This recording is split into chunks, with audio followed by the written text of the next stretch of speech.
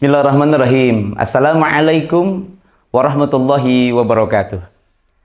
Alhamdulillahilladzi wassa fi kitabihi bittaqwa wal arham. Wassalatu wassalamu ala Rasulillah wa ala alihi wa ashabihi wa mawalah. Asyhadu an la ilaha illallah wahdahu la syarikalah wa asyhadu anna sayyidana wa nabiyyana Muhammadan abduhu wa rasuluhu alladzi la nabiyya ba'dah. Amma ba'd. Faqala Allah Ta'ala fi kitabihil karim wa huwa asdaqul qailin a'udzu billahi minasy syaithanir rajim. Bismillahirrahmanirrahim. Innalil muttaqina mafaza. Shadaqallahul azim. Hadirin jamaah assalam rahimakumullah yang mudah-mudahan dimuliakan oleh Allah Subhanahu wa ta'ala. Tiada kalimat yang paling berharga selain ucapan puji dan syukur kepada Allah Subhanahu wa ta'ala. Yang mana alhamdulillah hari ini kita masih diberikan kesempatan oleh Allah Subhanahu wa ta'ala untuk bisa berpuasa di bulan yang penuh berkah, di bulan yang penuh dengan hikmah, yaitu bulan suci Ramadan. Mudah-mudahan ibadah kita selama di bulan Ramadan, dari mulai tanggal 1 Ramadan sampai saat ini, sampai hari ini, senantiasa diterima oleh Allah Subhanahu wa ta'ala. Hadirin jamaah, assalamualaikum warahmatullahi wabarakatuh. Jadi pertanyaan, kenapa sih harus puasa? Puasa itu adalah salah satu upaya untuk menjadikan diri kita bertakwa di hadapan Allah Subhanahu wa ta'ala. Puasa itu mendidik kita, mengarahkan kita supaya kita menjadi hamba-hamba yang terbaik oleh Allah Subhanahu wa ta'ala. Apa sih hikmahnya puasa? Yang pertama, hikmah puasa adalah untuk menjadikan diri kita bertakwa di hadapan Allah Subhanahu wa ta'ala. Untuk memelihara ketakwaan kita kepada Allah Subhanahu wa ta'ala.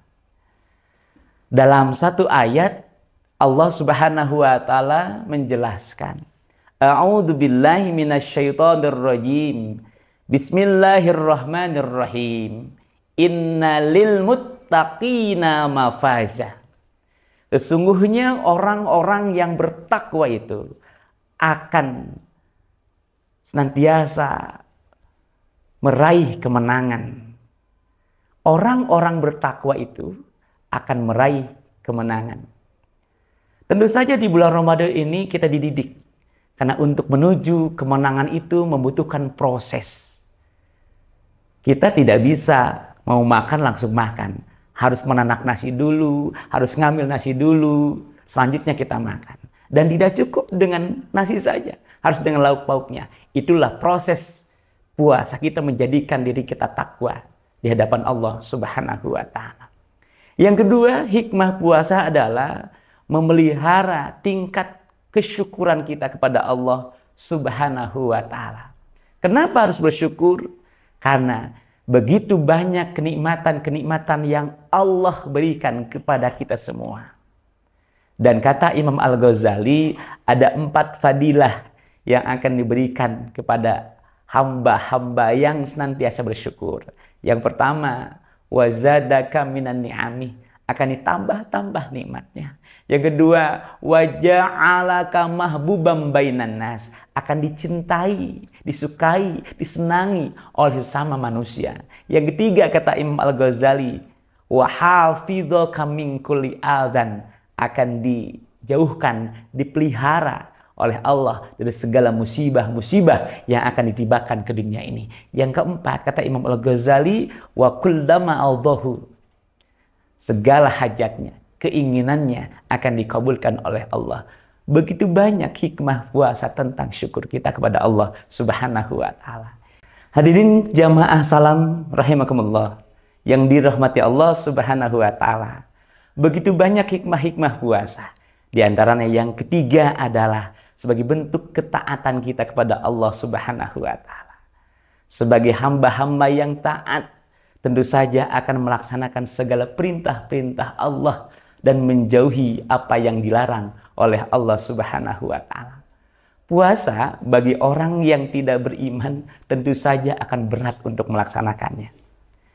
Oleh karenanya, sudah jelas ayatnya.